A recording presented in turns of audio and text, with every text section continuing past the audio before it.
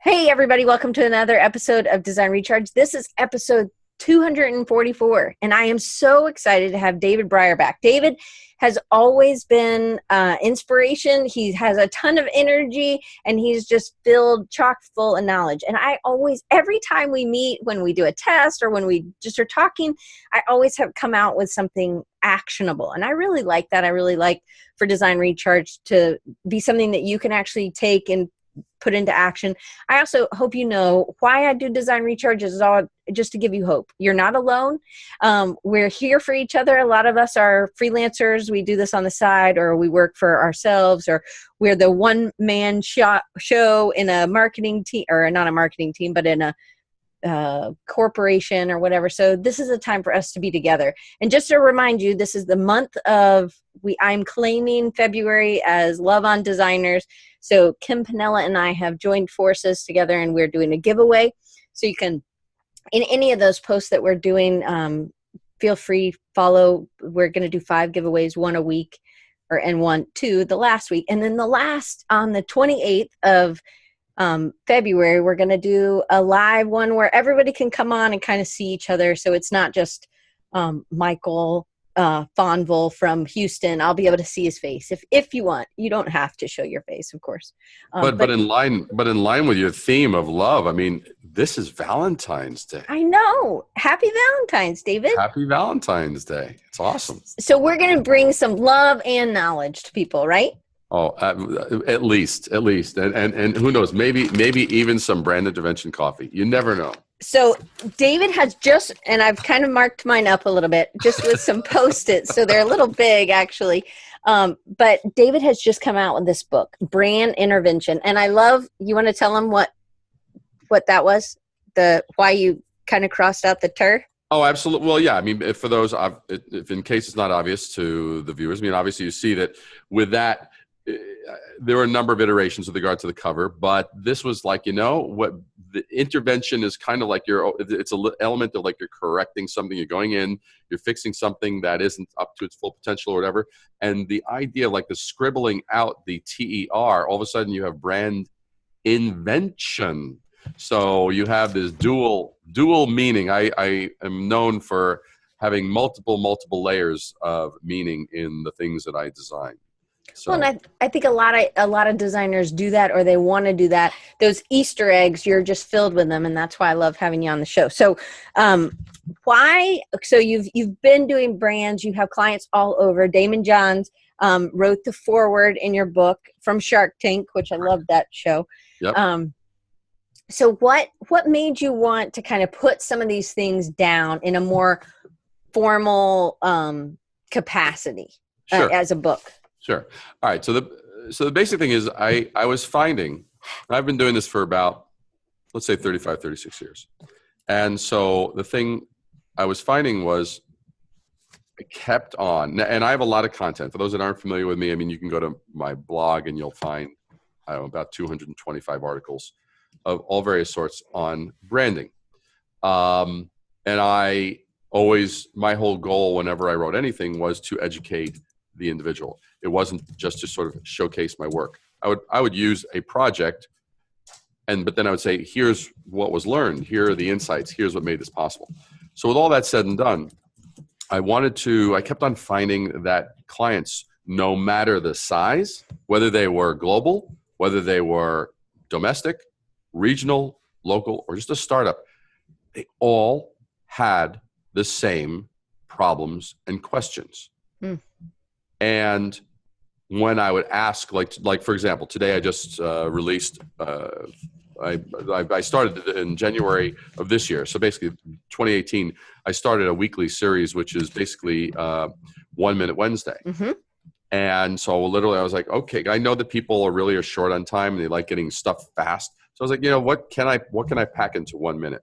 And so today's, for example, was the number one question I ask clients.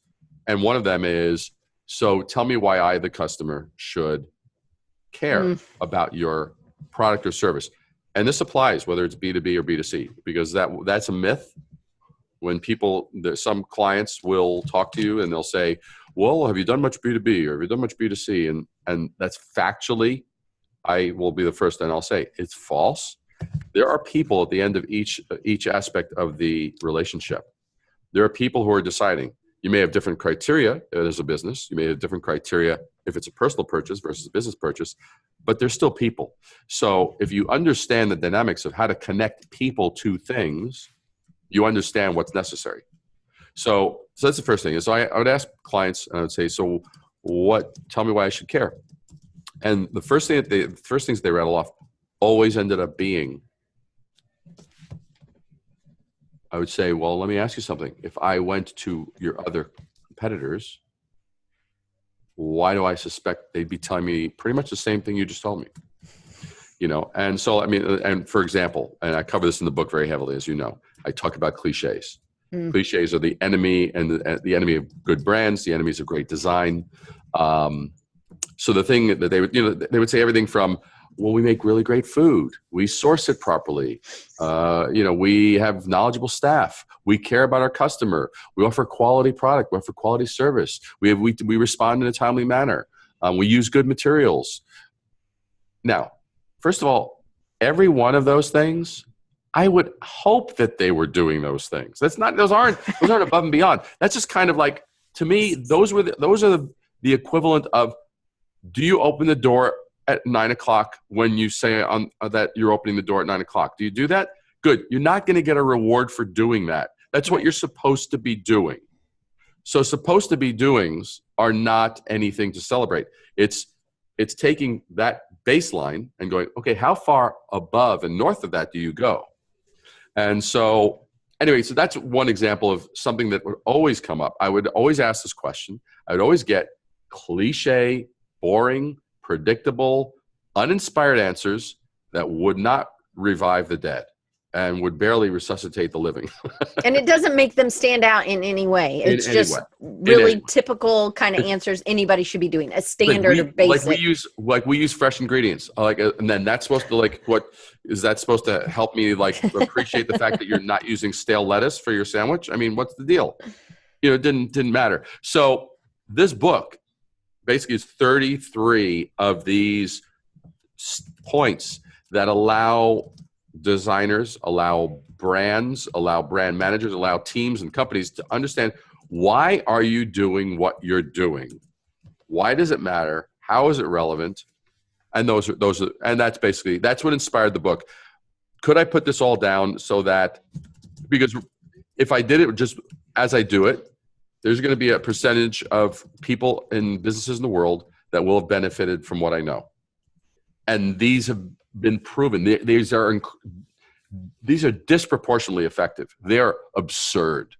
They're ridiculous. This book is not just for designers. It's actually something you would give your clients to read. And can you kind of talk about that a little bit? Because it seems like a workbook that they really need to ingest. And now, granted, it's pretty thick, but a lot of the pages are really big type, so you can go through it fairly quickly, right? Yeah, totally you can. And so, I mean, it's designed, and I will tell you, more people have told me I'm reading it for the second time it blows my mind. And I happen to mention that toward the back. And let me just give an overview, just so for those that don't have their copy. So here's the book, 290 pages. Okay, the first chunk of it goes through the 33 steps, and that takes you up to page 197. Takes you right to here. And so these are the 33 steps that you talk about, transforming your brand into the brand you need. That's right. Right? Not the one you have. And so again, that's where it's not just for designers. Exactly. And then here, this is the playbook. The playbook, that's about 50 pages now or more, where the playbook, that's basically, you know what, I show you now. It's like, okay, you now understand the principles. Now it's like, so I'll take something like this. Like, what does that say? That says avoiding cliches. So it's like, okay, there's avoiding cliches. So here's an actual example. And this actually shows you avoiding cliches. This is where they started out from. This is where they went to. The problem with this was, I remember when I was speaking to the owner, Sandra, and she showed me this, and she didn't feel there was a problem with the logo. And I said, well, let me ask you something. Step back 2 feet from your computer. Can you read it? Right. She goes, not really. And I said, and on your computer, I'm sure it's even larger than it is on your packaging. So is somebody going to be able to actually even know what this is when they're walking down the shelf? She was like, oh. So it was first a matter of functionality. Then it was a matter of like, what's going to make it distinct? Because one of the things that I go into the book, you and I have talked about this, I hadn't yet found one place where everybody agreed on what's the definition of this thing called branding. So in the book, I go over it. I define it.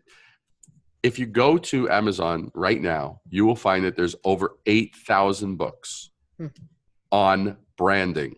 Now, branding it's not fantasy.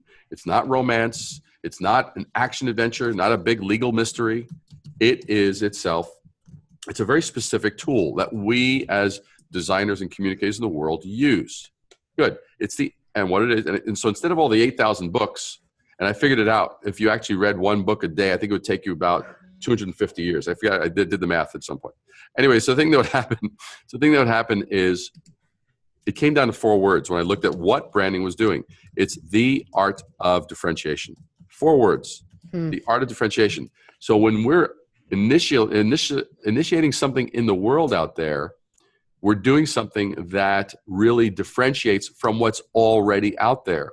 Because any of us can go online right now and type in anything, any service, any product, and we're going to have hundreds, thousands of options.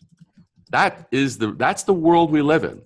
What's going to make your brand that you own or you're creating or you're helping a client with, what's going to make that one stand apart from the rest? So the thing that happened with these guys had the most amazing, absolutely intoxicating, ridiculous shortbread cookies. The most amazing ingredients, buttery, delicious. It was an absolute drug. It was ridiculous. And so you ate these and forget it. I mean, a packet was gone in minutes. And so what happened is I looked at this and I looked at the heritage of shortbread cookies. Shortbread cookies have a heritage of coming from the English. They were an English snack. And they were enjoyed with tea. So we could sort of sit down and enjoy a little tea with a little pinky in the air and enjoy a little shortbread cookie and a little bit of tea. It'll be a little divine, right? And blah, blah, blah, blah, blah. So I'm going, hey. And as I talked to Sandra, I really got what she did. And the vibe and the love and the care and the unique recipes. So I said, you're like shortbread cookies gone wild. She laughed her head off. She goes, yes, that's us. I'm like, okay. So I said, so I want to give you a persona that's different. So when you're put against other shortbread cookies, you don't look like, oh, this is the not quite English shortbread cookie. No, it's like if you're the rebel, let's embrace it.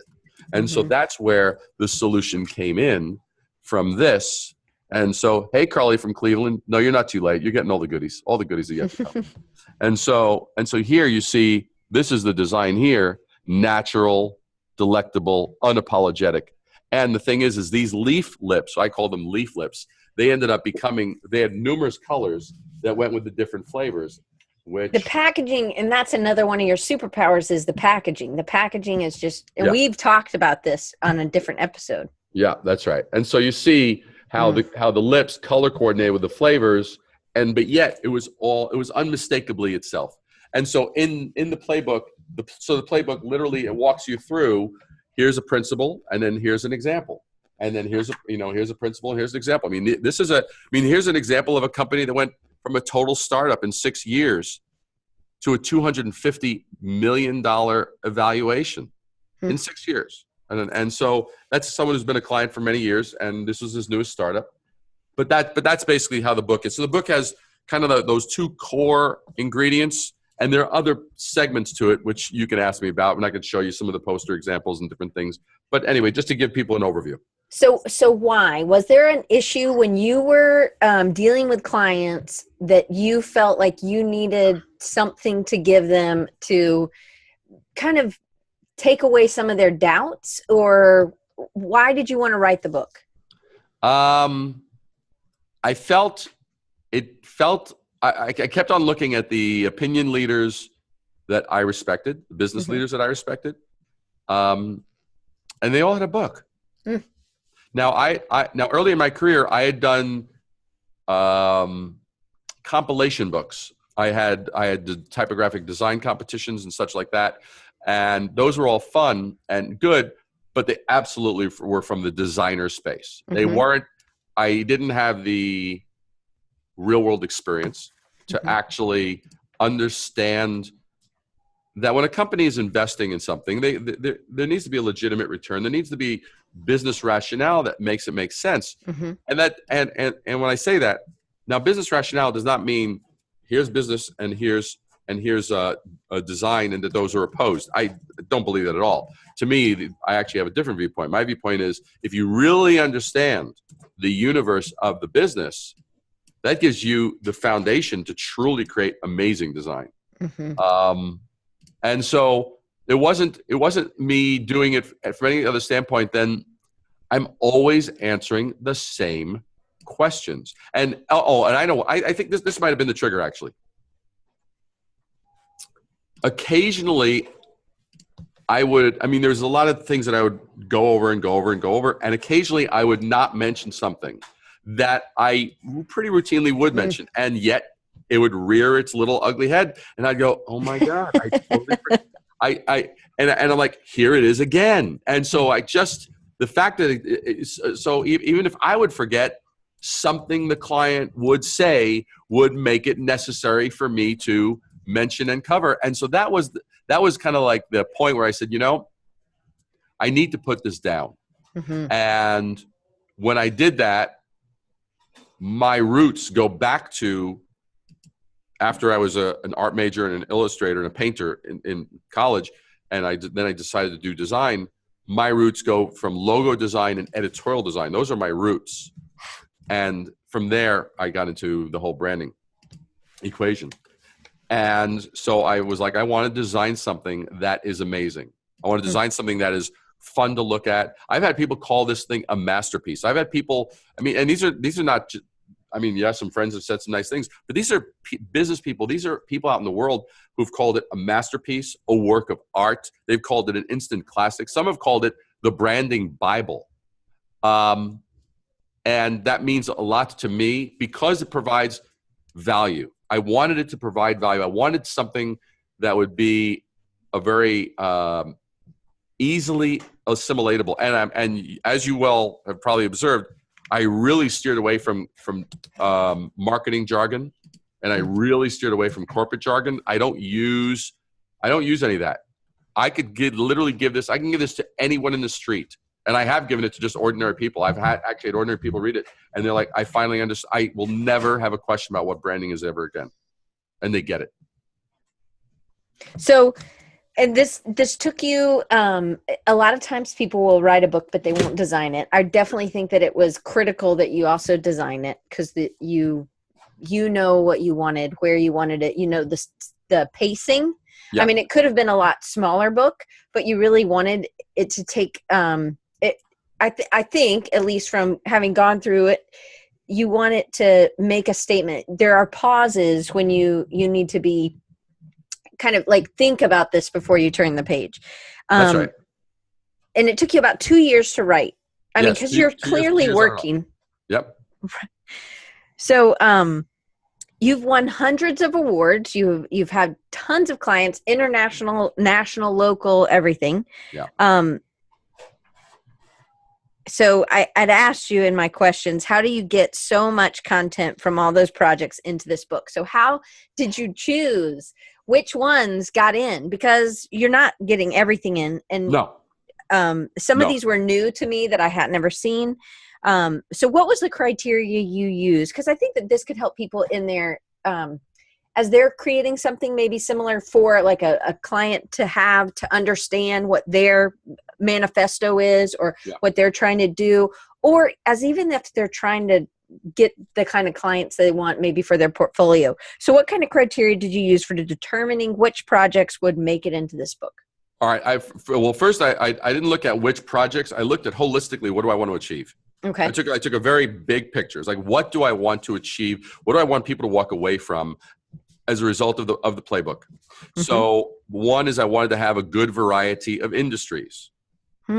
I didn't want somebody to go, oh, okay, 90% of this is food related. So I guess this primarily applies to food. In other words, I already know what the incorrect conclusions that people can come up with. So so that was part of it. So it was like, I wanted to preempt incorrect conclusions. I didn't want people to pigeonhole this into, oh, well, this is good for cosmetics. This is good for B2C. This is good for but B2B. It's not good for me, right? Yeah, exactly. Right.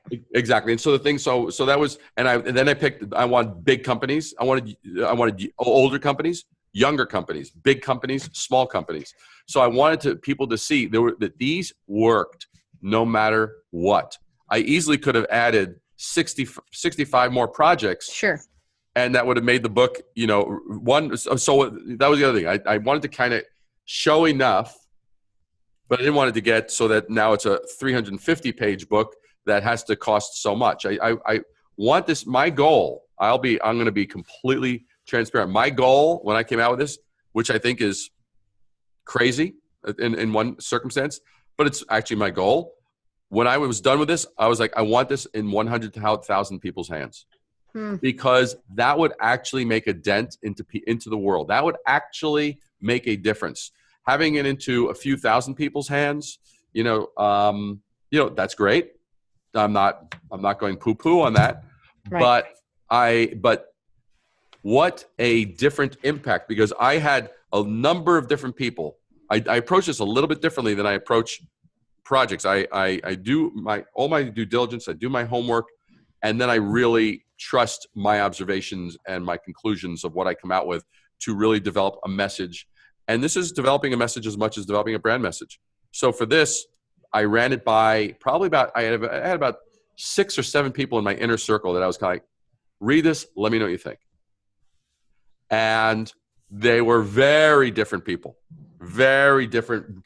Like one's a very well-known photographer, and one is a very well-known entrepreneur.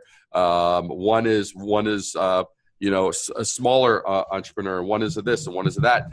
I wanted to get these different vantage points, and everyone's feedback was phenomenal. And there was one person in that circle who was like, so did you read it? He goes, yeah. I'm like, what?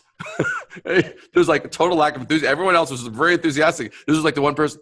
And he goes, well, and he went micro on it, meaning, David, there's this part I don't get. What do you mean by that? And he is a writer, okay? And he's written a lot and his work's been published a lot of places. So he went micro on it. He went really into the details, and we literally, so over the course of about a week, we would Skype for about 30 minutes, and we walked through every page. He goes, David, why are you saying that? It's like, what do you mean by that? And there were a couple of points, and it blew me away that nobody else picked up on this. There were a couple of points that I read the paragraph. I said, I have no freaking idea what the hell I was trying to say. I usually can get what I'm trying to say. I'm like, oh, that's a horribly phrased sentence, or is a really poorly constructed argument, or whatever, or the logic. But this, I was like, I got to really revisit. I have no clue what the heck I was trying to say. And so he caught some very good things. And so with those 6 or 7 people, I kind of had my initial barometer. And that was a bit of my acid test. Well, that's good. So, all right. So we talked about this the other day, because a lot of this is really part of that client conversation. A lot of this is for that, which always helps designers understand better if you can kind of see inside behind the curtain at another firm and another agency. So when you're pitching a design for a logo or a new company, how many options do you show? So a lot of other people, some people say 1, 3, 5, 8, they have different numbers. So Yeah. How many do you choose? Routinely, I will tend to do 2, sometimes 3. And that's because I do my homework up front. Now, let me. How different are those 3? And I'm going to grab my water. So keep talking. Yeah. They're very, very different. Now's our chance to say something. We could say something about Diane. She's out of earshot. I'm back. Oh, she's back. Oh, damn it. We blew our opportunity. Okay. So I'm back. It was very fast. I was hearing you. All right. So, so the basic thing that happens is they are different. No question.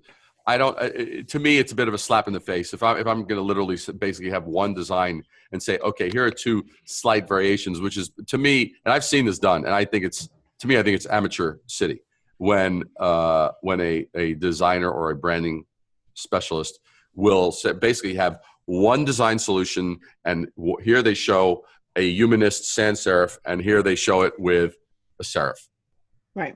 It's the same design. It's the same design. It's like, dude, and one's green and one's blue. I mean, something stupid like that. It's like, don't insult the people in the room. That's an insult. If you're going to do the same, say, look, I actually have the conviction to say, look, I've looked at your competitors. I've looked at what they're all doing and what with the noise in the space, because you always have to assess the noise level. Some categories of industry are more noisy. Like, for example, the energy bar space, noisy, super noisy. And the how would I describe it? The health supplements, pretty noisy. Skincare, unbelievably noisy. Then you can have certain tech spaces are noisy. Other ones are quieter. New niches will obviously be less noisy, and you have things that are mainstream. You have things that are mainstream that will be, like, for example, you had fast food, and then you had like the fast food casual. We had like the Chipotle of the world that kind of came in, and they sort of disrupted. And then people started creating models that looked like that, because anytime you're going to have any degree of success, others are going to emulate it, period. It's just the nature of the business, the nature of the world. So I will do my homework, and whenever I'm doing a presentation, I will share this line of thinking with my client. I will say, here's our goal, right? So here's our goal. What did we want to achieve? We wanted to introduce X, Y, Z. Good. What was our point of distinction? This. Good. What's the noise level? That's the next thing, noise level. Noise level has two layers. Noise level has the message. In other words, if everybody is saying, we're the best tasting food, we're the most delicious food, we're the most savory food, we're the food that you'll think of after you've left us, those are all variations on the theme. It's like, it's all, and so the thing is like, that's the noise level in terms of message. And then you have noise level in terms of visual, right? Now, if everybody is a certain color scheme, if everybody has looks very bohemian in a particular space, well, if you're also going to come across and be bohemian, where's your distinction? Right. To me, that would be an absolutely losing proposition. You can't come across, and actually you'll know from in the book, as an example, this is just a good example, really pounds this home. So one project in a very noisy space. There's one company, I think it's called, I forget the name of the company, but they own about 80% of the jerky space, the beef jerky that you find in the convenience stores around the world. So I was called by a company in the Midwest. They produce a premium brand, and the premium, now you have to understand, over the last 7 years, there's been this growing niche. It's been the gourmet jerky with the new exotic flavors and more chewy and more moist and easier to blah, blah, blah, blah, blah. But they all had been around. So now this is starting to get noisy. What was new now starts to become, has its increases in noise level in terms of message and look. They all have a similar kind of look and a feel and this, that, the other. There's a few standouts, but a lot of them look similar. So what I basically was dealing with was, and this is what these guys had before, Simply Snacking. Now that previous packaging, that was an eyesore. How the heck do you tell what flavor it is? How do you read it? What does a hummingbird have to do with I mean, the whole thing was a mishmash, and it was impossible to read. I mean, I don't know if you could see that, but that's like, that's really hard to read. And so what happened was this is the new package. Even the quality of the paper, that it's like, it looks like the jerky's like bleeding in, and you're seeing, and it's that you chose to package it a little differently so it wasn't so airtight or something. Exactly. And so what happens here is this is the packaging after. So we wanted to make it clean. We wanted to make it, this, you have to understand, this dark blotch in the middle, that's showing the product. That's not selling product. That's a dark blotch. And so we actually decided to show and take a gorgeous photograph, really reproduce it well, and really show it. And it's clean. And part of it was, and I think you can see this. This is the before and the after right there. Okay? Yeah, that new brand is awesome. Yeah, you see, and look at the tagline: "Nature's Original Protein Bar."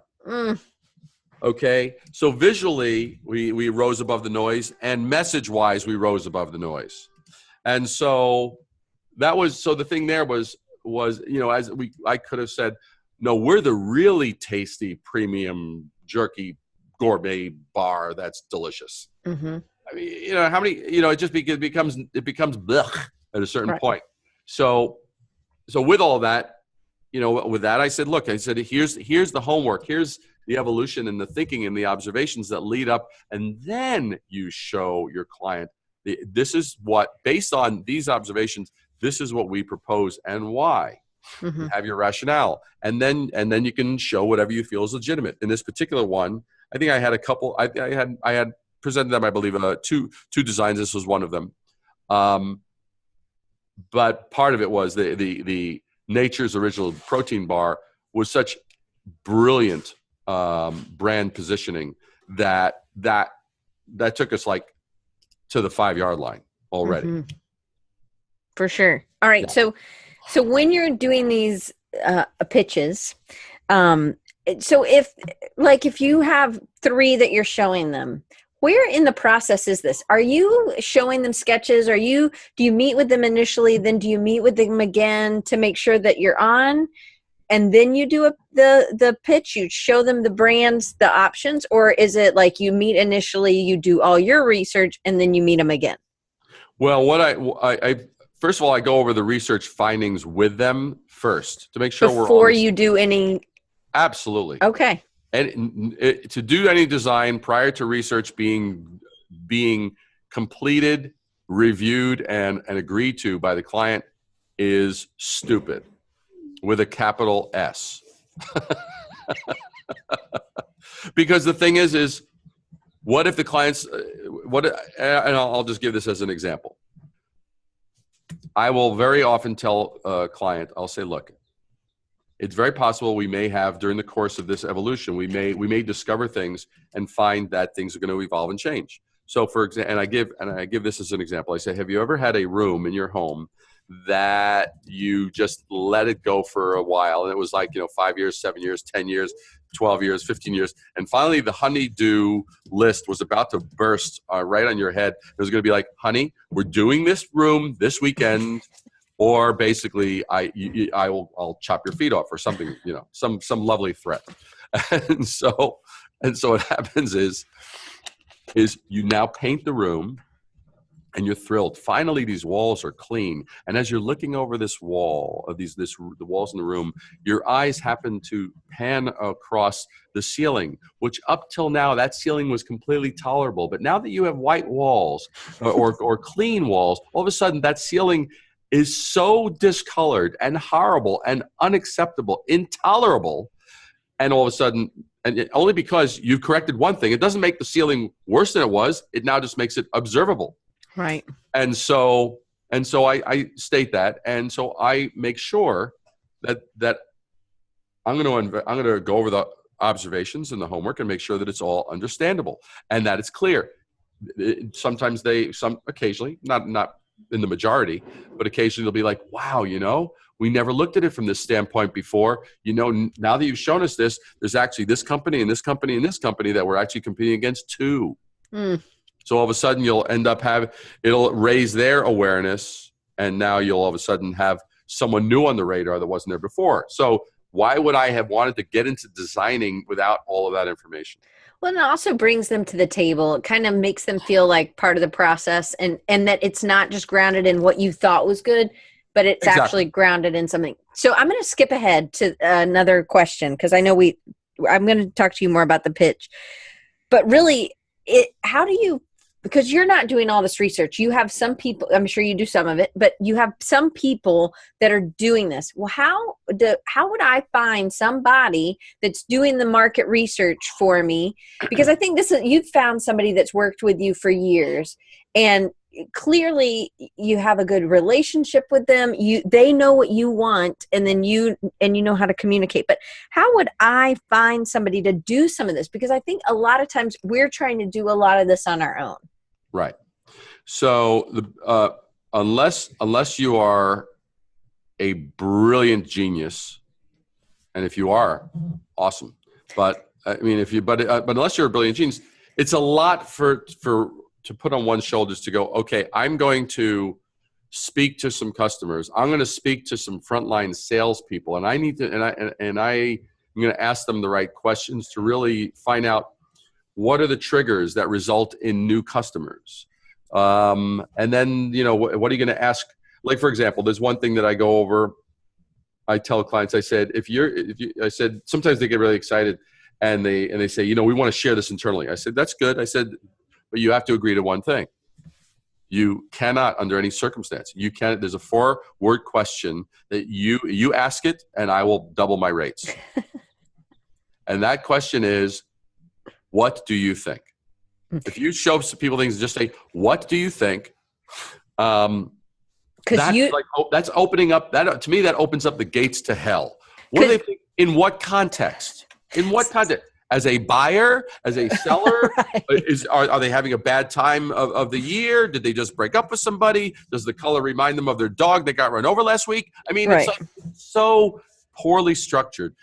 Well, and that was something that you taught me a long time ago. No design by committee. You deal with one person, and that's part of the contract. And it goes right back to this, because when you start asking everybody what you think, if it's somebody's mom or somebody's sister, they're not even connected to the company. They don't know. They're just talking about what they like, and that might not be the customer. So they need to understand that. So I love that. I think it's hilarious, but I also think it's ballsy, because it doesn't always happen that we can do that. But it always can be. Brian was designing something yesterday, and I think the only way, it was a very small group, I guess, and he was getting feedback, but he's like, maybe this is the only way design works, is when you have design by committee, when it's designers, right?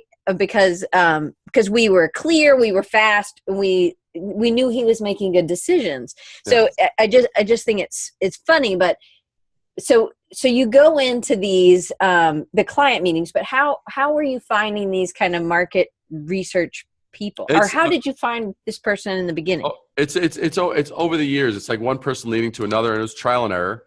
And so I have 2 different people. One does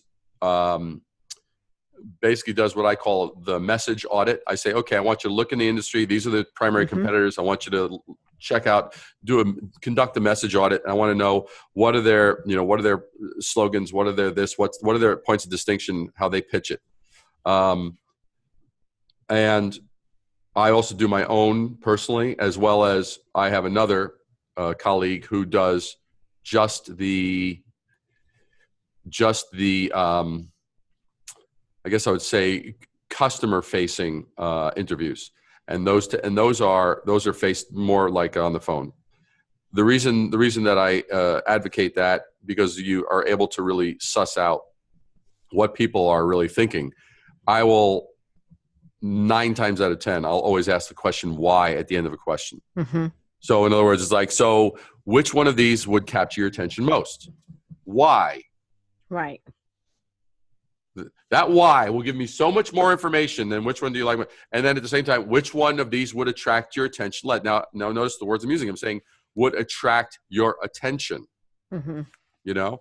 Or if you're in the market looking for XYZ, which one of these would be of interest to you? Okay. Those are very specific. And then I ask why. And if you're in the market for looking for XYZ, which one of these would be the least interesting to you, and why? And they say, well, that one looks like a run over puppy, and and the other one looks like a filet mignon at a really good restaurant. I don't know, but I mean, you until you ask why, you don't actually get these insights. But as you're finding these people, you actually have to go through some. So is there some like that they've done this kind of work in the past, or that they're familiar with branding and marketing, or? What I do is I have a heart-to-heart. I have a heart-to-heart, not dissimilar to the conversation we're having now. I'll say, like let's say you said you were, let's say as an example, Diane, you were like, hey, I'm a researcher. So, I mean, I'd say, great. So Diane, here's the deal. Let me tell you a bit about myself. I'm a branding guy, and this is what I've been doing. I've been doing this for 36 years. These are the kinds of clients that I deal with. This is the kind of stuff that I look for. Most of the stuff that I find, and I tell them what I like about what I find that works in market research and what I find that doesn't work. And I'll say, look, the stuff that I can't stand in market research is when someone comes back to me with just a bunch of collected facts that are not correlated in any way. That's you. And I say, that is useless to me. That's like doing a Google search. You could do that. I could do that. And I make it very clear. I say that is useless to me, and it's a waste of my time, and it's a waste of your time. Now, what is valuable to me, on the other hand, is blah, blah, blah, blah, blah, blah, blah, blah, blah. And it's like very straight up. It's very straight to the point. And sometimes sometimes it's a matter of like, they're either saying the right thing or they're not, or they can give an example, or I say, give me an example of how you've solved this with others. And that will sometimes be a way to flesh out where, they may say, well, because where they get excited, where they get unexcited, if they look dead through the entire conversation, that's always a bad sign. If it looks like they haven't taken a breath in the last 3 weeks, that's always a bad sign. So I am just taking notes and notes and notes. Like I'm out of space. I'm going to have to, but I love this, so it's the same if you were hiring an intern or you were hiring a designer. You're just asking them what their kind of background is. It's a little bit harder to see portfolio, right? You're just kind of looking at what they've worked on and maybe what some of the returns are. But it's really about, can they give you the information that you're asking? And it's about you having clear questions that they're going to go out and. Well, it's true. And even, for example, I mean, like I mentioned in the beginning, I think I said that in 2018, I started this, the 1 Minute Wednesday series. Mm-hmm. So, in the last quarter of last year, I decided I wanted to do that. I'm doing that as a test in consistency of output on YouTube. That's actually what it really is. I know I have the content. It was just a matter of like, okay, what is that? I mean, I've never done that. I've done various different things. Some have gone viral, some have not. But I've never had that continuity. Mm-hmm. And how does that change the context of my relationship with people who know of me, people who have followed me, people who are newly learning about me?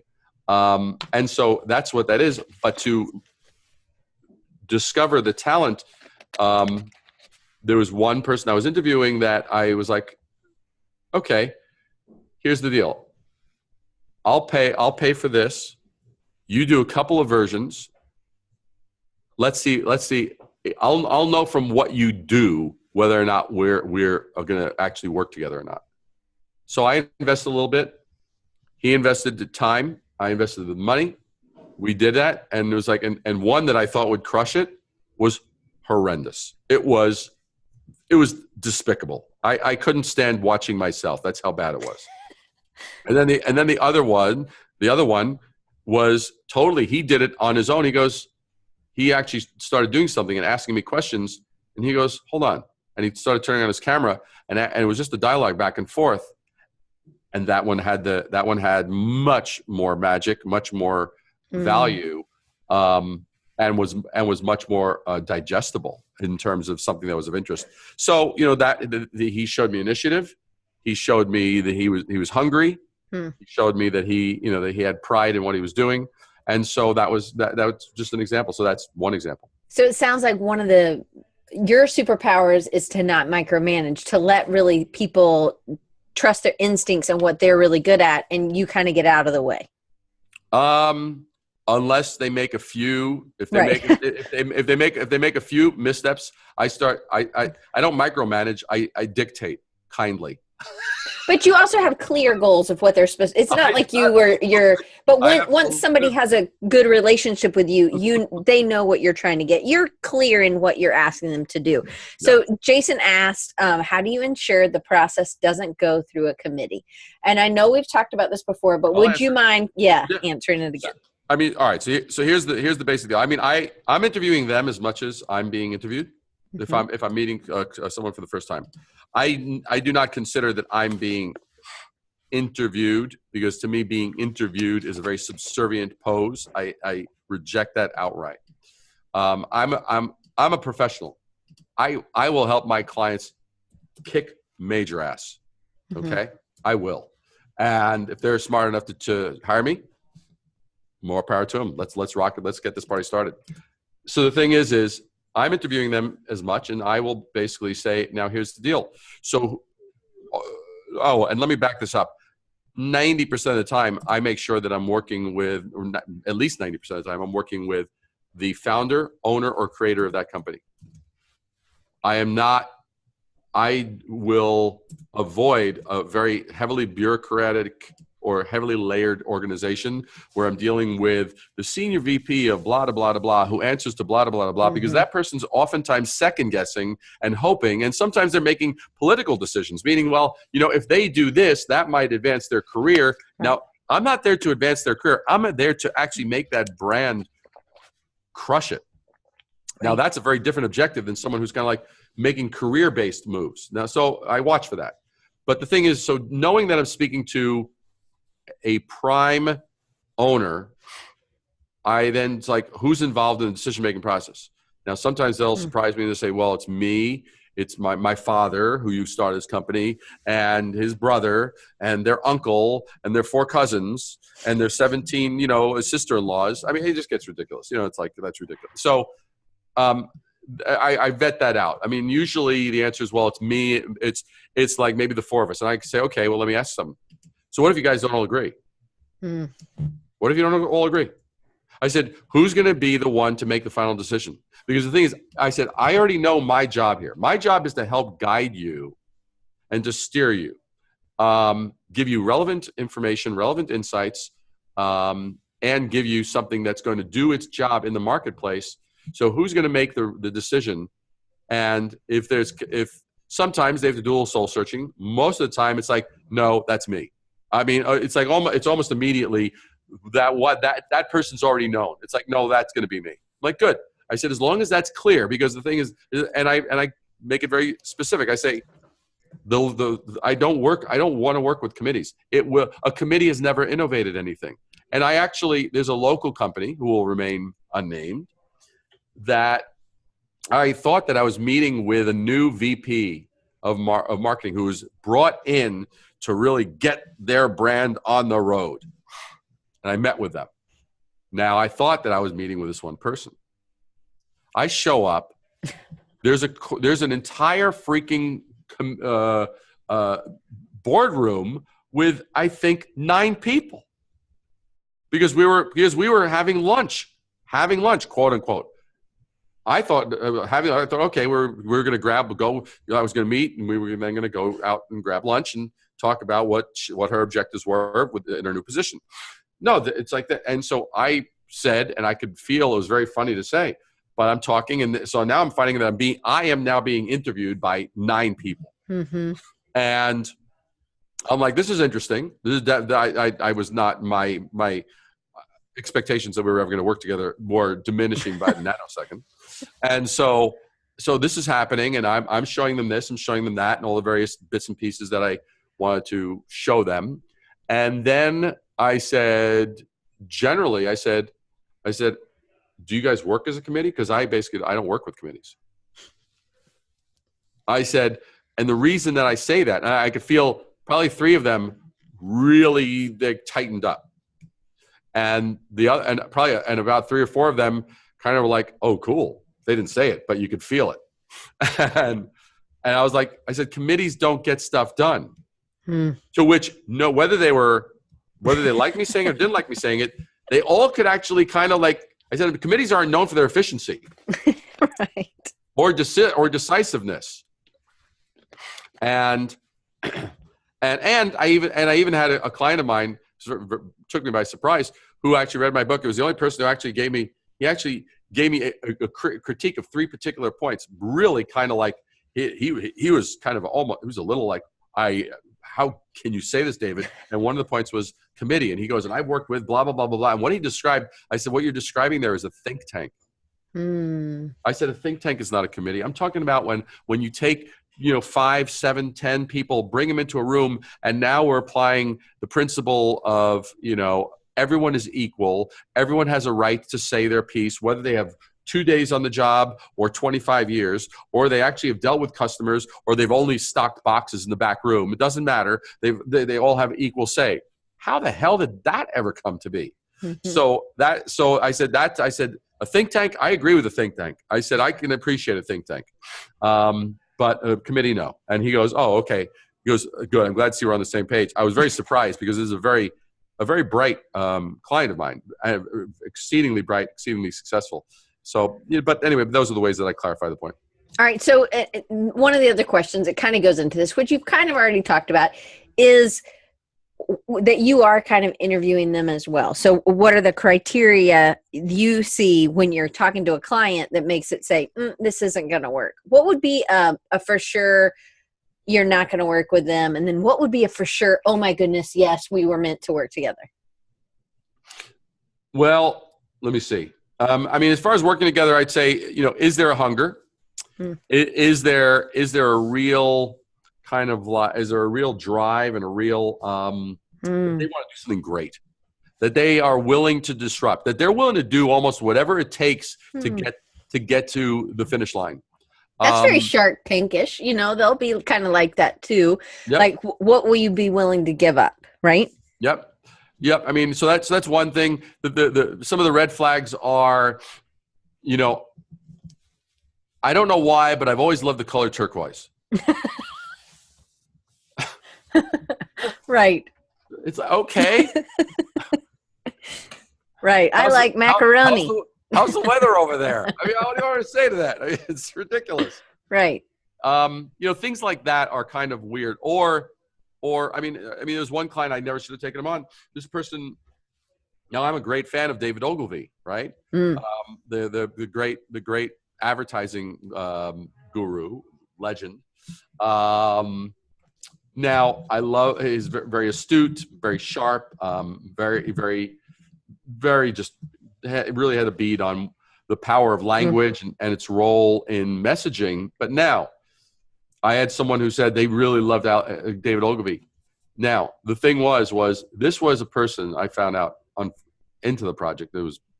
We retired it. There was no way for me to ever satisfy him or the need of the company. He was like, if anything that I said or did that wasn't something that could basically be referenced to some page in David Ogilvy's books, basically it was kind of like, where did you get that? Where did David Ogilvy ever say that? I'm like, when someone is that see, to me, I think we've talked about this. I operate on a principle that rules enable one to follow, knowledge enables one to lead. To me, and that's a principle in the book of like, the book is not filled with rules for you to blindly follow. It's not there so you could just go, it says it in the book, so therefore I'm going to now just do it. No, this makes you think. It makes you go, it makes you ask why. It makes you question and confirm, is this the best that we could do? And what's the baseline from which it was our starting point? Because so many companies have what's the baseline as their finish line. They only get to that point, and it's like, yep, we opened at 9:00 and we closed at 5:00. And when people walked in the store, we said hello. Yeah, but did you help them? Right.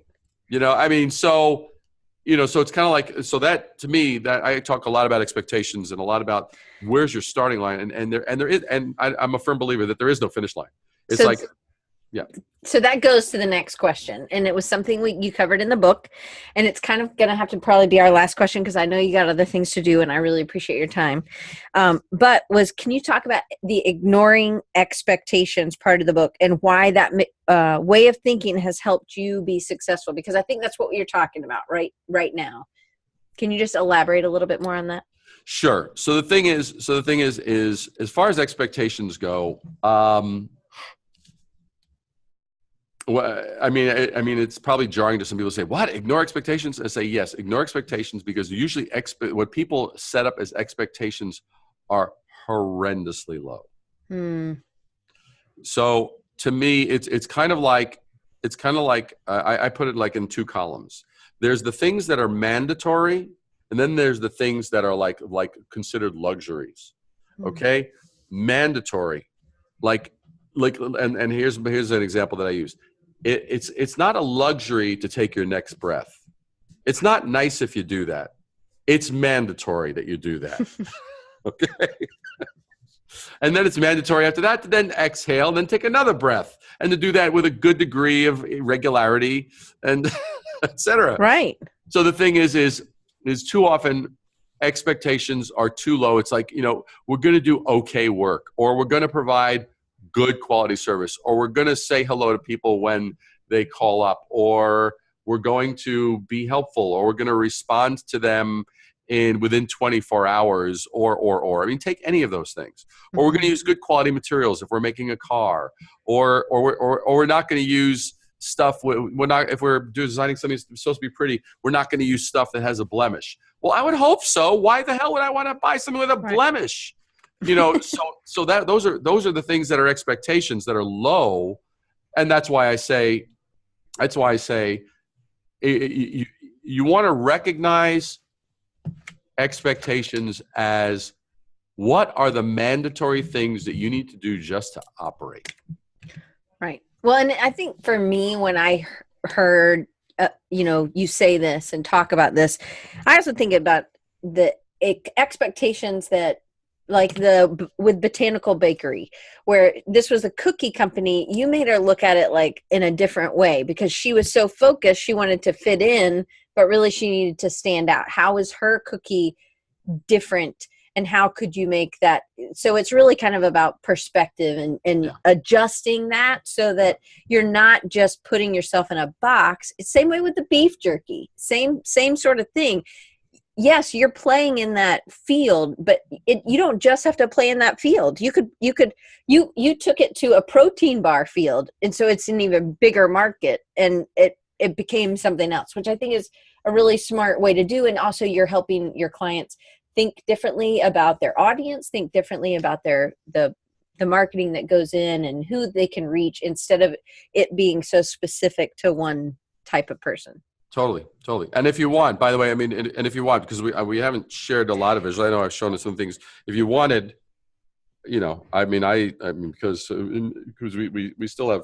We have a few questions for sure. Well, answer this one. You have questions, and I have visuals that I could show if people wanted to see, things from the office or spreads from the book or whatever like that, or what some of the readers did. Let's talk about that. So what have been some of the surprises? We're going to go a little long, guys. If you need to go, totally appreciate you being here. No, Diane's wrong. You're here. You're staying here until we're done with you. We'll let you know when you can leave. All right. So you had really some really good, and you've talked a little bit about some of those responses that people have given you. And one of the ones that really struck me when we were talking, that it really was spanning. Again, a lot of these people were not necessarily designers, but Crew says you're a dictator. I'm a dictator. That's right. Don't you forget it. But you really had, from the millennials, you had a different reaction. And then you have from entrepreneurs and business owners. Can you kind of talk a little bit about that? Sure. Okay. So the thing is, and you might show some visuals in this one, maybe. Yeah. Actually, this is the perfect time for me to show. All right. So I want to show here. So what I'm going to do, let me find. screen share at the bottom. If you Yeah, no, hover over I my got the face. screen share. I want to get the, actually, I'll just do the whole desktop, and that'll keep it simple for you to navigate. Perfect. All right. So here's, for example, all right. So what I'm going to do, let's see. So, all right. So for those that haven't seen the book cover, there's the book cover. Okay. And this is the book cover, the front and back. And obviously, you know, we've got a nice quote from Damon John, a great quote from Grant Cardone, #1 sales guy, New York Times bestselling author, Stu Sharman, very successful, Ted Rubin, social media legend, Sam Hurley, a social media legend, etc. Okay, wait, I have a question from the audience. So just Yes. wait for a second. So Doc, I love Doc.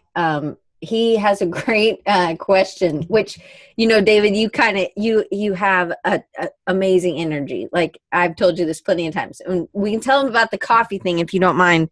If you want to give them that, if they buy a hardback book and send you the receipt, you'll send them this. I'll show you that I will absolutely show you that right after. I'll show you the bling. Okay. All right. So Doc asks, as designers, some of us are not as confident as you are, which Doc, you should totally be confident because your stuff's amazing. How did you develop this? How did you develop your confidence and overcome the second guessing in your own abilities, especially when steering others? And this wasn't covered yet. So this is a great question. Good. So, well, I guess part of it is you have to step back. You have to look and go, well, wait a second. This company came to me. They have a need. You're letting them down as well as yourself if you don't actually step up to actually own your position. They came to you for a reason. It's not because of your cologne. It's not because of your fashion statement. It's not because, you know, and the thing that I never lose sight of is the fact that I am offering a service, the service called branding. Part of that service is the design. Part of it is the language, part of it is the color, part of it is giving the overall vocabulary in terms of words, imagery, color, design, shapes, etc. So that's part of it is they came to you. They need you. Live up to that. That to me is the simplest thing that I would say. So I also say to like a student is that because I think there's a lot of doubt there. So you got to think that, and it doesn't matter if you didn't go to school for this. You've more than likely read it. You've done some sort of investigation on your own. You could probably tell them how many books you've bought. If you did spend money in an education, you've learned this. They have not ever studied this. So what makes you trust a doctor, you know, that's determining if you have allergies, right? They're doing the same sort of tests. They prick you and they put a whole bunch of things on your arm to see if you are allergic. Well, that's exactly what you're doing. You have to test the market. So you kind of have to just, I think, explain. But for anybody who's right there with Doc, right there with me, I have that same issue. I have to tell myself, well, I studied this and I do know what I'm talking about. You know, the other day, and this is totally off topic, and I'm sorry. Well, it's not really off topic. Anyway, so my friend Cindy, one of my clients, she, you know, maybe this doesn't happen to you, David, but it happens to me. So I do their website, I do everything for them. And she said, oh, Marilyn went on a webinar and they reviewed our website. And I'm like, dun, dun, you know, and I'm thinking, oh no. And I just knew, because I have such a negative self-talk. Is anybody that's here, is anybody like this? And if you are, say it in the chat. But I thought, oh no, I've done something wrong. But ended up, it was like some webinar that was some marketing person. And, you know, I, again, did not look into who they were and what kind of research they had done, or what they had, how much they knew, or where they had gotten their information. Or I didn't look at anything at all. I still haven't. But they actually gave me super praise. They were like, this is the best website. Somebody really took the time to do this. And I was just like, oh my gosh, I'm going to lose my client. I'm going to lose my client. That's what I thought, you know. But it was, and either way, but why do I accept the praise easily, but I'm so ready to accept that it was terrible, you know. Yeah. But I really shouldn't accept either until I read about that person and see if they have the you know, I don't know, the knowledge, the experience to be able to analyze websites or any marketing materials or anything like that. And I guess that's kind of along the same lines. I mean, I was really glad they really liked my website, but Yeah. anyway. Yeah, totally. So hopefully, Doc, did that answer your question? And nothing. Okay. He said yes. Okay. Good. So back to the book. So forward by Damon John. So how do you know Damon? Damon was the result. I had written about 50 blog posts for Fast Company. I'd just over the course of persistence and such, I ended up having a column on Fast Company magazine. Being a big fan of Shark Tank, I ended up writing for Fast Company. And so I wrote an article on Fast Company. I wrote down, my wife and I are big fans of the show. And we had looked at this and I said, well, what's the common qualities that those who get deals, what are the common characteristics they have? That was a thing I asked myself. And so I wrote it down. I wrote down my answer. And within, I don't know, a couple of days or a few days or whatever, Damon John had tweeted out. No, I didn't know Damon other than seeing him on the show. I didn't know him at that point. And I said, he goes, this is the best article ever written on Shark Tank. He tweeted it out. And I was like, yeah. Oh, that's awesome. And so I was just completely blown away.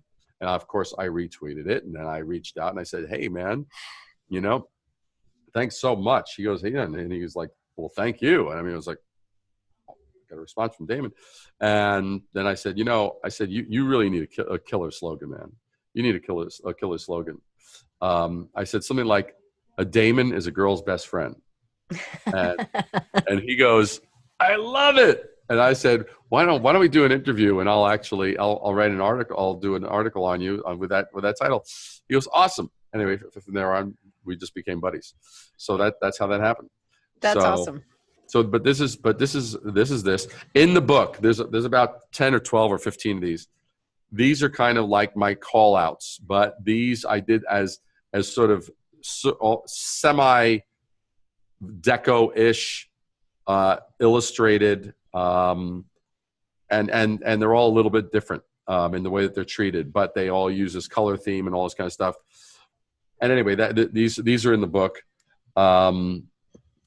I love these, the tell a story. Exactly. I mean, I loved the feel of the organic feel of the typography, and the chapters were bold. The type is large. This is the type, and this is why I wanted to show you, because you asked about.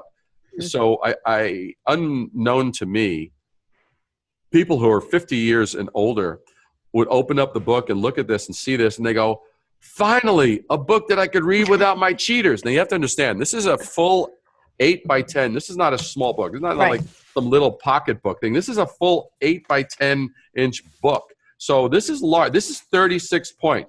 Okay, your usual book is somewhere 11 point or 12 point. Okay, this is 36 point. So Carly asked if you self-published. Yes. So are you printing through Amazon and they're printing on demand? Absolutely not. No, because the only scenario that Amazon seems to have is they say, when anybody says design your book in Microsoft Word, at that point I stop reading. But you found some place to print, and Ingram. Then you. Okay. Ingram does probably somewhere between 75 to 90% of all of the print on demand books that you order from Amazon, as well as others, and they have distribution channels, and Ingram is the company that we chose. And then you got your own ISBN. I mean, anybody can. That's right. It's not that difficult to get or apply for an ISBN. Correct, but if you know you're going to do some books, buy the 10-pack, because the 10. Exactly. I think the 10-pack is $250, but one ISBN is $125. Yeah, Carlos says it's just expensive to make a book. Yep. It is. Okay, so back to they didn't have to, the 50-year-olds didn't have to use their cheaters. And then the millennials and younger were like, you finally get me, because let's look at this. We have on these two spreads about 7 sentences. You can read this in 20 seconds. The fact that they could read it in the way that they're accustomed to that. Yeah, you have to understand one thing. I kind of jokingly say, but I think it's true. There's a whole generation there's a generation of those of us who grew up in actual physical neighborhoods. Then there's those, their neighborhood was Facebook. And so they're accustomed to reading these little snippets, these little things, and these short things and tweets and blah, blah, blah, blah, blah, and the little inspirational quotes on Instagram or whatever. And they love this. So it was fascinating to see those two totally different generations, sometimes very, very diametrically opposed, that they both just loved the look and the feel. This is the Playbook, which I showed you a little bit of. This is where I talk. This is the one on exceeding expectations that you see right there. This one, I mean, literally, the product on the left is what they were selling. I said, you can't sell that product like that, and they're like, why? I said, because it looks like a condom. It does not totally look like it doesn't look like a meal replacement. And so, and they're like, oh my gosh. Anyway, but I go over these things. I cover that in the book, and there's that, and after the book was written, and we were doing the final tweaks, this hit me. After the book was written, I was like, oh, this is why I wrote the book. And it's that it's the job of each of us to rescue ideas, dreams, and inspirations before they hit the junk. They reach the junk heap of compromise and mediocrity. I hope you join me in this mission. So it makes it bigger. It's not just me. It wasn't me saying, hey, look at me. It was me saying, hey, let's look at this problem together. And that to me is the dividing line of those who are listening. That's the dividing line. If you walk in and you're saying, hey, here's a problem, you have the problem as a client, I am here to help you solve that problem, and we're looking at that together, you're both on the same side of the line. If you're showing up as a designer and they're the company to be designed, there's a dividing line. You're not really on the same side entirely. It may grow into a collaboration, but the other context that I mentioned is the one that's really, that really makes a difference. This was cheese. I literally cut out of cheese. This is for a food client. I actually cut it out of cheese myself. And anyway, that was a blast. You did a great job. Thanks. And this one is great. Yeah, company from the Netherlands. Just an example of before and after. Yeah, it looks terrific. And a little bit. This is where everybody can get a little design geek. Yes, the percentage of the yellow, the blend on the yellow against the black is different and lighter than the percentage. You would not be able to tell the difference unless I told you.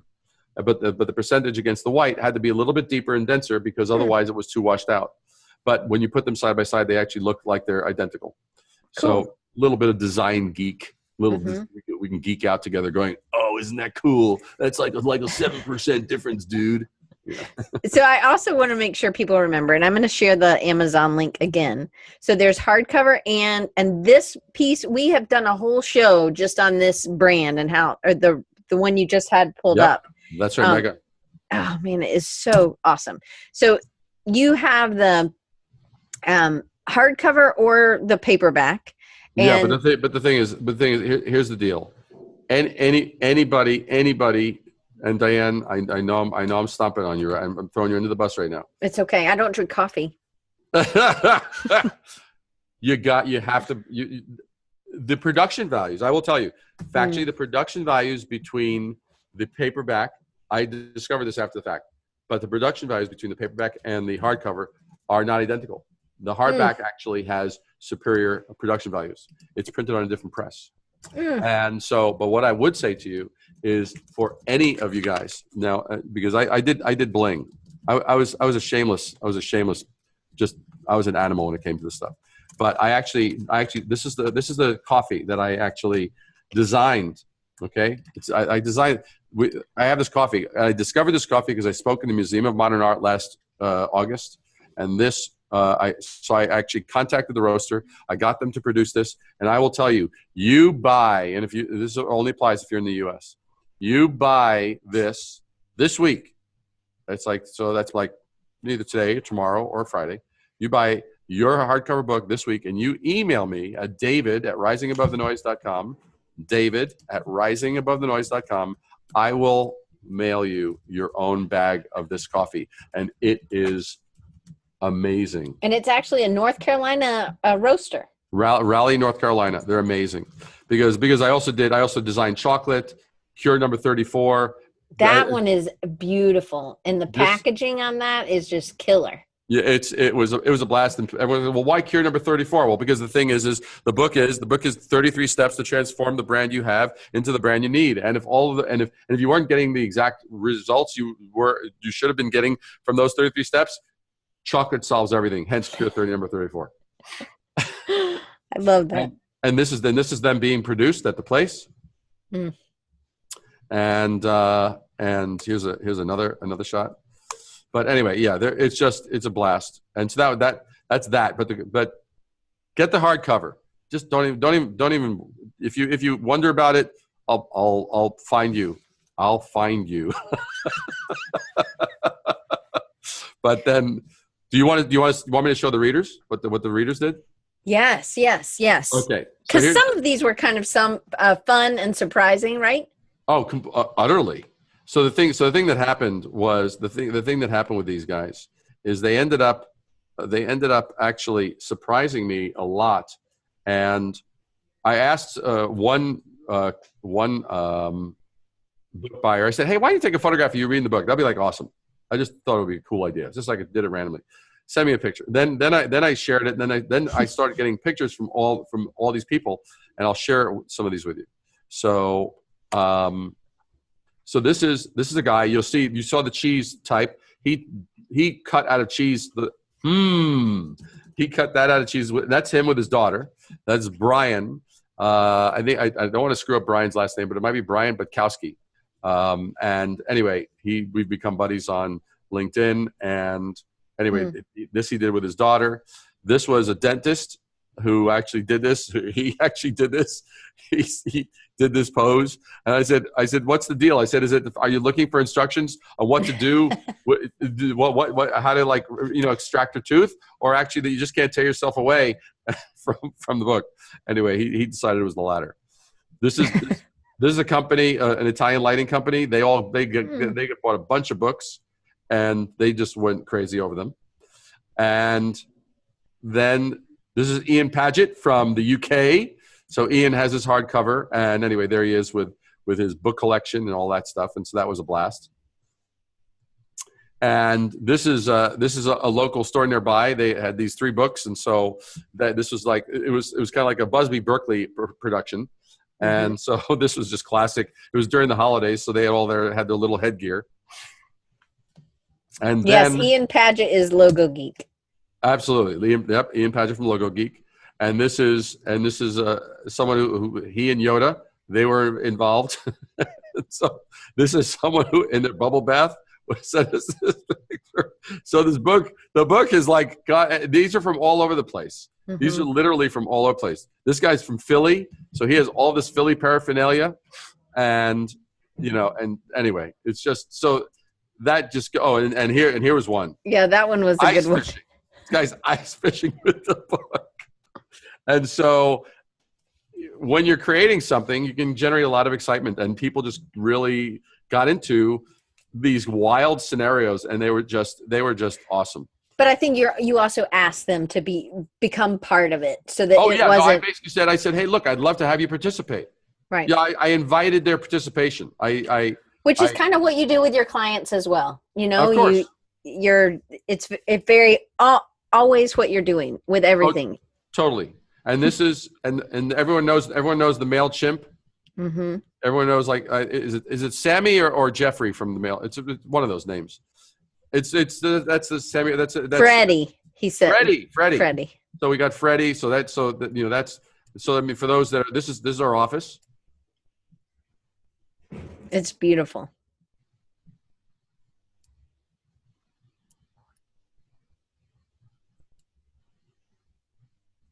And so there. Oh, what's this one? The red couch. Oh, the great sort of, I don't even know what color. It's almost like a pumpkin. It's almost like a pumpkin colored couch. And so, anyway, but those are some of the little goodies that. Oh, and here's one other. You might as well see this. This is when Damon John presented this to me. He presented this medallion to me, the Presidential Ambassador for Global Entrepreneurship. So I have this. He gave this to me after we'd been buddies for a bit, and he'd come out with the Power of Broke and shared with us. I literally was coming back from an international entrepreneurship convention, and this was awaiting. My wife had left a message saying, "Call me as soon as you have your layover in Florida, and you won't believe what came in the mail." And so, oh, that's so cool. So anyway, but that gives you a few little snippets. That's terrific. I think you gave us a ton of information. Always do. I hope we answered a bunch of people's questions. I think we're going to have you back on and dig down more into what you do with your pitch and what you're presenting and how you're again, just more how the conversation goes. Sure. With the client. And it could be even after revisions. How do those talks go? Things like that. Or one thing I asked you, because I recently did a book with a friend of mine, Ben Hannum, and we had a ton of trouble with, not trouble, but Doc knows because he was featured in there, that we had to get all these rights from all the companies, not just the designers, but also, and so I said, well, how do you get around that? Because you had tons of stuff in there. Yeah. And you told me a great piece of information, which now I have on all my contracts. Do you want to tell everybody what it is? Sure. Very simple. I simply say that we have, it's one of the final items that goes along in our it's under a section we call assumptions, which is more of a legal term, but that's the context. And one of them is that we have the right to display the work that's done, the approved work that's done, as work that we have produced for the client. It's that simple, and they sign off on that. It's in writing. It's there. Anyway, I love it because I think that covers you for all your clients if you have that in there. So just a little bit. And by the way, what is Jason asking? Jason is asking, what is your show? Clea asked, Jason does the Creative South podcast, Clea. So you just definitely need to check it out. So very, very good. Yeah. Very, very good. Well then, the Creative South podcast. Well then, you need to talk to David. Yeah, absolutely. Absolutely. How come I haven't been on this Creative South podcast? What's that about? I'm going to get to the bottom of it. He says he's slow, but I will make sure he has your information and stuff. No. Well, look, the only solution for slowness, buy the hardcover today. Right. Get some coffee. I send you the coffee. That will handle your slowness. There's your solution right there. It's like a double shotgun right through any slowness. It'll be over. Well, I took so many notes. I don't know. I mean, I filled up this page. So I so appreciate you just giving me some of your time, David. And I just want to make sure everybody knows how to follow you and they can subscribe. You do write a ton. We didn't even get to talk about Mercury Mosaic. So there's a great article. I will link it up just because I love it so much in the show, and the visuals are just so beautiful. And so if you want to subscribe to and get his newsletter and then see where he does write a lot, you can go there to risingabovethenoise.com. Yep. And then you also, on Amazon, which we've shared before, you can search for Brand Intervention by David Brier. And I'm just going to spell his last name, Brier. Yep. So that way, if anybody's listening and can't see the stuff. And then thank you. And then on YouTube, you can also subscribe. And remember, he's doing the Wednesday, 1 Minute Wednesdays. I want you all to subscribe this afternoon. If you don't subscribe, I will hunt you down. So if you go to YouTube and you do youtube.com/user/head music, MUSIK. Okay. MUSIK, head music. Or if you want to just keep it simple, just Google David Brier YouTube. Boom, you'll find me. And then the last one is Instagram. You can follow David at Rising Above the Noise on Instagram at Rising Above the Noise. I think I have it here somewhere else. So let me type that in again. Oh, never mind. Anyway, it's the same. Yeah, that's there. There you go. So, and so much dictatorship. It's true. Crew. It's unbelievable. Well, I mean, look, baby, with a name like Crew, I mean, you sound like an army. I mean, so how am I supposed to respond? He is an army. He takes care of a ton. So, but anyway, I'm just super thankful. Again, this is Love on Designers. So take a picture with somebody, even if it's just a Skype. Take a picture, put it on Instagram. I had 2 today earlier, so you'll be seeing who I was talking to. I didn't get one of them because he had to go, so we had to talk on the phone. I mean, you can't really take a picture of that, but I'll get one. But anyways, show some love, share some encouragement this week. Diane, in terms of love, you got to take a very fun, inventive photograph of you with your brand invention book and send it to me. Ooh. Okay, I will. Maybe on my tractor. There you go. Something. You got to do something. You hadn't had that yet, right? I have not had nothing with a tractor or far. The closest I've gotten to a tractor is the one reader who sent me himself with his pet pig. Oh yeah, that one was cute. That was the closest. That was a cute pig too. It was a cute pig. So all right. Just remember, everybody, it's Love on Designers Month. Just use the hashtag. If you want to enter the giveaway, you can. And then you can always reach out to me at diane@designrecharge.org or diane@rechargingyou.com. And I am excited about the rest of the month, and I'm excited about the giveaways. We've been building it, so I can't wait. And anyway, I'm just excited that I get to be in such a great community. And David, I'm really excited that you get to teach so much. You always help me, and I hope it helped a ton of other people. So guys, we will see you guys next week. Next week, Jordan Wong, another great friend who really disrupts. And whenever you're having trouble getting work, I always think about everything that Jordan did to get new clients. He really steps out of the box, and he has these magic socks. So I can't wait. Or they're his power socks, I guess. So we'll talk about those next week too. So I will see you guys next week. Awesome.